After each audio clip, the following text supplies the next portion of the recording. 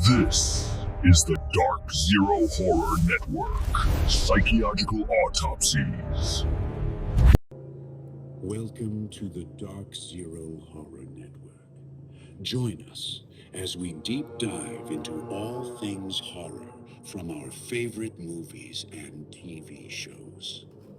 It'll be a scream.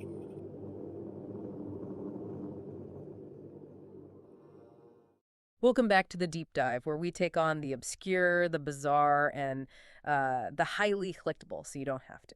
Today, we are really following your lead, digging into a piece of horror lore that is so specific most franchise fans just, don't even know it exists. We're talking about the Halloween young adult novel trilogy from the mid-90s, specifically the second book, Halloween, The Old Myers Place. Right, so for most people, Halloween is all about the movies. Yeah. But in 97 and 98, there was this little moment, YA horror was huge, think R.L. Stine, and someone decided to retool Michael Myers for teenagers. And this wasn't just some random fan fiction. The trilogy, The Scream Factory, The Old Myers Place, and The Madhouse was written by Kelly O'Rourke, Who also wrote as Kelly Reno.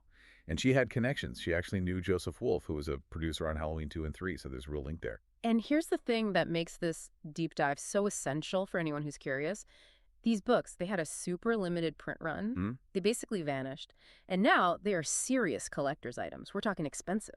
So our mission today is to crack open this weird literary artifact, look at all the bizarre teen drama, and figure out how this version of Michael Myers fits, or maybe more importantly, how he doesn't fit into the bigger canon. It's a really strange, twisted little corner of Haddonfield, so thank you for sitting back and listening as we get into it. To even start to understand the old Myers place, you have to know the rules the author set. This is probably the most critical thing our sources pointed out. Which is? O'Rourke went on record and said only the original 1978 Halloween is canon to her books, period. Wow. Okay, so that decision that's huge. It's maybe the most pioneering thing about this whole trilogy. I mean, think about it. This is 1997, and this book series is the first follow-up ever to completely ignore the events of Halloween the Second. Which means no sibling connection. Laurie Strode is not his sister in this world. Exactly.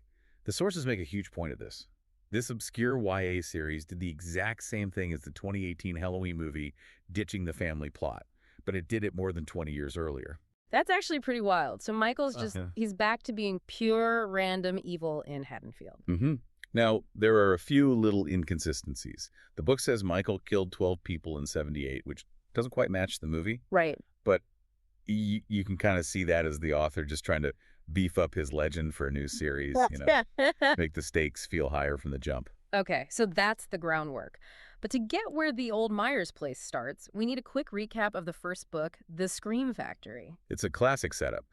Some teens, Laurie Parker, Sally Wilson, Jake Kovac, they decide it's a great idea to turn the basement of Haddonfield City Hall into a haunted house attraction. A spectacularly bad idea, it turns out. Oh, yeah. The end of that book is incredibly violent. Michael kills Mayor Jameson, and then, and this is pretty graphic for a YA novel, he decapitates a cop named Baker with an axe. An axe. And then it gets even more bizarre. He douses the whole building in gasoline, lights it with a jack-o'-lantern, and the hero, a jock named Matt Hudson, beats him by using a functioning guillotine prop.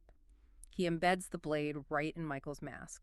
Hold on, a functioning guillotine. Did the sources say how a bunch of high schoolers built a working guillotine for a haunted house? They just say it was a functioning prop. It's just part of the sheer audacity of it all. I guess so. But even after all that guillotine to the face, City Hall burning down Michael is never caught.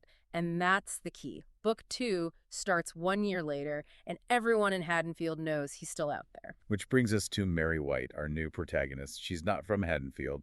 She's an LA Valley girl with what the sources call a juicy backstory. A party girl, right. Even did some jail time after her ex sold drugs to a cop. Exactly. So she moves to Haddonfield with her parents for a total reinvention. They're architects, and they're there to build a new mega mall. And we get this great description of Haddonfield as being trapped in a time warp because it's so old-fashioned. No mall. So Mary tries to ditch her wild persona and just be the popular new girl. But her social life is, complicated. She's got a goth cousin, Julifer. Whose real name is Julie, but she insists. Of course she does. Oh. And Mary tries to avoid her at first to stay popular, but eventually she stands up for her and a friend against some drunk jocks. Okay, and now we get to the absolute core of the plot. The single most insane decision in the entire book. Where they move. Mary's family moves into the old Myers place, the actual house. Her bedroom is Judith Myers' old room. You really have to stop and think about the parents here. I mean, Michael Myers just burned down City Hall a year ago. He's on the loose. And they decide the best place for their teenage daughter is his childhood murder house. It's a classic horror trope, right? The willful parental negligence, just a complete lack of awareness. It's almost a parody of it. But okay, besides the looming serial killer, there's a lot of teen drama. This is very 90s YA, very Fear Street. Oh, totally. The love triangle is front and center. Mary's caught between Jeff, her intense, jealous ex-boyfriend. Who also, conveniently, helped restore the Myers house. And then there's Josh Pinder, the new boyfriend. He's rich, he's popular. And he's kind of creepy. The book keeps alluding to this vague misconduct with girls he used to date. The sources basically call him a future Harvey Weinstein type.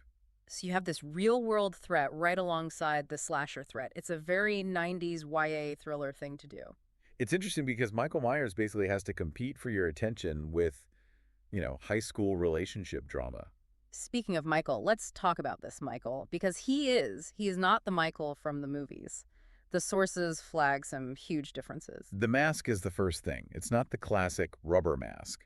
It's described as a plastic child's Halloween mask. It's too small for him. So it exposes parts of his face. Yeah, you can see his rotten teeth and his matted black hair. Yeah. He's also wearing a jumpsuit that's just covered in dirt and mud. So he's grimier, dirtier. And he's not silent either. Not at all. The sources say he actually growls. And his breath is described as so terrible that you can smell him coming before you see him. Wow. That completely changes the character. The whole point of the shape in the original movie was the silence, the mystery. It gets rid of all that mystique. And you have to wonder why. Was it just, a misreading of the character? Or was it a deliberate choice to make him seem more, real to a teenage reader? Well, what's fascinating is what that choice accidentally predicted. Right. This physical, messy, growling Michael. He's basically a prototype for the Rob Zombie version, and even for the older, more beaten-down Michael in the David Gordon Green movies. So this 1997 YA novel was 20 years ahead of the curve on that, too. In a way, yeah. It stripped away the mystery and gave you a very visceral, physical boogeyman. And the text never calls him this shape. It's always his full name, Michael Myers. Which makes him feel more like a man, a killer, and less like a force of nature. And that killer makes his move pretty quickly. His first attack on Mary is right after his first date with Josh. The power goes out, phone line's dead, all the classic cues. She gets away, but the police find Jeff, the ex, unconscious in her room. He says he saved her, she doesn't believe him, and he gets arrested. It's the classic red herring, very Scream era, where you're supposed to suspect the boyfriend first. But Michael's just getting started. The first big set piece happens at that unfinished mega mall her parents are building. Mary and her friends sneak in. And as you do in a horror story, they split up. Yeah. Two of them, Rob and Tanya, wander into a storage area full of creepy naked mannequins. And that's where Michael gets them. He topples the mannequins on Rob and stabs him, then goes after Tanya. The next kill sequence, though, is where it gets really gnarly for a YA book. This is a cemetery scene. Shannon and Kimmy find a jack-o'-lantern on Judith Myers' tombstone. Michael shows up, and Shannon tries to pepper spray him. But it doesn't work. The book implies his eyes were already shot out, probably a reference to injuries from the first book or movie lore. Right. And the description of Kimmy's death is, it's brutal. It says Michael twists his knife into her stomach, and it gets really graphic about, her intestines. That's a lot for a book you'd find next to Goosebumps. It shows O'Rourke was really trying to blend that R-rated slasher violence with the YA format. Which all leads to the big finale back at the old Myers place. Mary runs away from a party after Josh tries to force himself on her. Jeff is out of jail by now, and he convinces her Michael is real, and his brilliant idea for safety is... Let's go back to the murder house. Of course. Mary goes to her bedroom, Judith's room, and finds a hidden passage under some floorboards. She goes down into the basement. And this is where this grimier, more theatrical Michael really shines. He hasn't hidden the bodies. No, he's displayed them ornamentally around another jack-o'-lantern. All 4 victims. It's a real performance. Michael attacks, Jeff shows up, and here's the climax. Jeff remembers the shoddy plumbing job he did on the house. You can't make this stuff up. He grabs a loose gas pipe and literally impales Michael with it. The gas starts leaking, the jack-o'-lantern ignites it, and boom, the whole Myers house explodes. Mary and Jeff just barely get out. They think it's over. But it's never over. The very last moment is Michael, of course, emerging from the fire, still alive, setting up the third book, The Madhouse. So what does all this mean for you, the listener? The old Myers place is this really weird, flawed, drama-heavy artifact. Yeah, it's packed with 90s teen angst. But at the same time, it's surprisingly pioneering. It gave us a grittier Michael and went back to the original film's roots decades before the movies did. The central conflict here is that the book wants to be a pure 1978-style slasher, but it just can't help burying that under layers of, like, teen soap opera drama for the market at the time. But here's a final thought for you to chew on, because the sources for this deep dive had one last surprise. The original ending was much, much darker. Way darker. Originally, Mary was supposed to go insane and get institutionalized, and Jeff was going to be framed for all of Michael's murders and arrested. Wow, so evil would have just won. Completely. Cool. But the editors stepped in. They specifically told O'Rourke to tone it down and make the ending a little happier. That's how we got the escape and the explosion. So with that in mind, here's the real question. Which version actually fits the lore of The Shape better? The one where the survivors triumph, where there's some kind of order restored. Or the original one, where pure, unstoppable evil just consumes everyone and ruins their lives, proving that Michael's destruction continues even after he's gone. It's a really compelling thought, that sometimes even in horror, there's this pull to find a resolution that, just doesn't fit the brutal nature of the villain. Something to think about until our next deep dive. We'll see you next time.